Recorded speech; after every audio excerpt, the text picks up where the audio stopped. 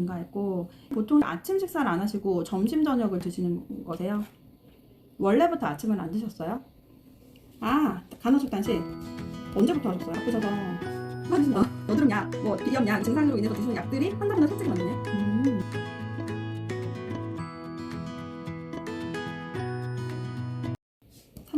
3개월 하시고는 변화가 있으세요? 하나도 없어요? 18대 6, 16대 8, 이 간헐적 단식 하시기 전에는 식사를 어떻게 하셨어요? 네, 아예 아침 안 드시는 거?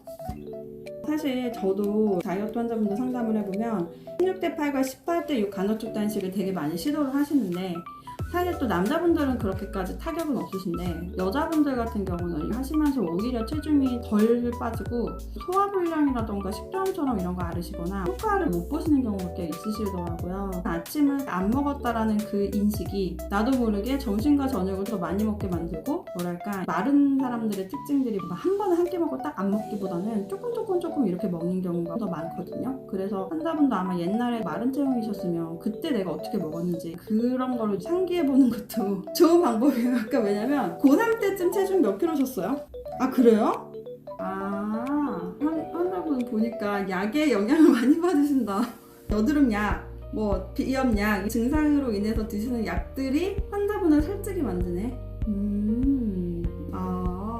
네. 식사 간격을 가급적이면 12시에 점심 드셨다 그러면 저희가 보통 그 환이나 뭐 탕약이나 처방 드릴 때 5시쯤 저녁 드시기 1시간 정도 전에 드시라고 말씀을 드리는데, 만약에 저녁을 드실 상황이 아니시면 그때 한약을 드시면서 단백질 간식, 단백질 쉐이크라던가, 그래도 수업하실 때 대강 드신다고 하셨잖아요. 뭐 차라리 단백질 쉐이크 같은 거 좀 든든하게 좀 타드시는 것도 좋고, 아니면 싸가실 수 있으시면 계란이나 닭가슴살 같은 게 들고 다닐 수 있는 것들 일하시면서나 드시면, 아무래도 드시고 나서 저녁 식사를 하셔도 배가 좀 든든하니까 좀 안 먹게 되는 것들이 확실히 있어요. 그리고 사실 간헐적 단식을 좀 성공을 하시려면 사실은 18대 6이면 저탄수화물식의 단백질이나 고기 같은 걸로 영양이 충분하게 드셔야 되는데, 사실 우리가 바깥 생활을 하면 그게 쉽지 않거든요.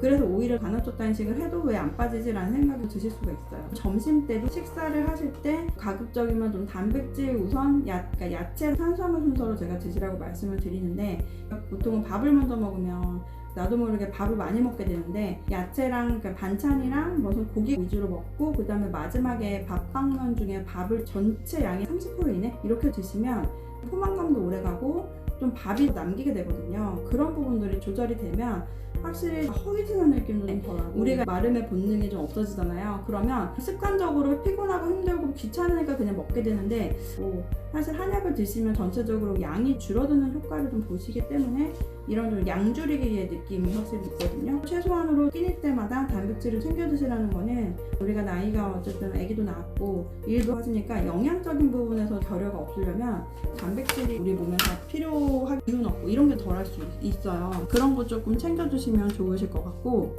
그리고 약간 옛날에 합병 진단 받으셨고 두통 많이 있으세요? 진통제나 이런 걸 드세요? 예. 진통제를 계속 드셔야 되는구나.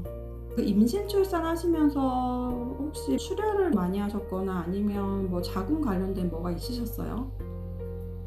아, 네네네. 쯤이었어요? 네. 아, 진짜? 그 근종이 자란 거예요? 그 사이 또 생겼거나? 그러면 근종 때문에 하혈을 많이 하셨나요? 생리 양이 많아졌었어요? 한동안? 네. 부정기 출혈? 계속 출혈 있는 거? 아, 그래서 진단받으셨구나. 지금 출산을 몇 년도에 하셨어요? 시술하고 나서 출산을 하셨네요. 그러셨구나. 왜냐면 아까 말씀하신 대로 생리할 때 두통 때문에 진통제를 드셔야 될 정도면 뭔가 예전에 조금 자궁 쪽으로 출혈이 있으셨거나 약간 그 느낌이 있어요. 근종이나 뭔가 있어서, 그러니까 한마디로 저는 한의사니까 그 혈액의 분포도를 생각을 하거든요. 그거를 기의 흐름으로 보는데, 그만큼 자궁으로 좀 쏟아지는 혈이 많으면 뭐랄까 좀 머리 쪽 두경부 쪽에 배치된 혈류량이 좀 상대적으로 줄어든달까? 그 자궁이 혈을 많이 갖다 쓰잖아요. 그래서 산후에 배란통 생기거나 머리 아프거나 이런 경우는 꽤 많으신데 연관이 있더라고요. 그래서 이런 부분들이 있으시면 더더욱 다이어트 하실 때도 굶거나 이러기보다는 단백질이나 좋은 뭐 약간 올리브유라던가 이런 좋은 지방 섭취하시고 이런 거 챙기는 게 좋긴 좋아요. 근데 진짜 사실 솔직히 일하시면서 아이 보는 게 쉽지 않잖아요. 그러니까 예. 아 있어요? 맞아요. 아니 근데 사실은 쉐이크는 워낙에 한국에서는 단백질 쉐이크가 편의점에서도 팔거든요. 구하기가 편해요. 근데 사실 단백질 쉐이크가 답이 아니라 콩 같은 걸로 뭐 두부나 콩물 같은 뭐 이런 것도 있을 거고, 저는 늘 말씀드리는 게 점심 한 끼 정도는 좀 고기 위주로 야채 좀 덩달아 같이 먹는, 왜냐하면 영양이 보강이 되면 저녁 때도 이렇게 허기지거나 이런 게 별로 없는데 점심 때 식사가 부실하거나 이러면 저녁 때 약간 더 먹게 되거나 이런 게 확실히 있더라고요. 그래서 점심이나 이럴 때도 그 식사가 별로면 고기 같은 거 뭐 간단하게라도 싸들고 가서 같이 반찬 나오는 거랑 드시는 것도, 밥 빼고 두부 같은 거나 그런 것들을 같이 드시는 것도 훨씬 든든하고, 그리고 저녁 때는 점심이랑 양이 비슷하면 여자들은 저녁 때 나이가 들수록 대사가 떨어지다 보니까 저녁 때 점심과 비슷한 양이 늦게 먹으면 확실히 소화가 안 되고 더부룩한 느낌이 있어요. 그래서 저녁 양을 줄이되 상황에 따라서 단백질 쉐이크나 소금, 뭐 염분기 없고 뭐 양념 많이 안 넣는 이런 것도 좋은 방법이라서 그거를 병행을 하시면 확실히 도움되실 것 같고요. 뭐 옛날에는 힘들면 뭐 살이 빠진다 하는데 사실 정말 단기간에 급격한 스트레스로 인한 경우에 뭐 살이 한두 달 쭉 빠졌다가 그럴 수 있는데, 대체로 오랜 기간 동안 장기적으로 힘들면 우리 몸은 스트레스 호르몬이 만성적으로 나오면서 오히려 몸을 비대하게 만들어요. 그래야지 내가 버틸 수가 있으니까.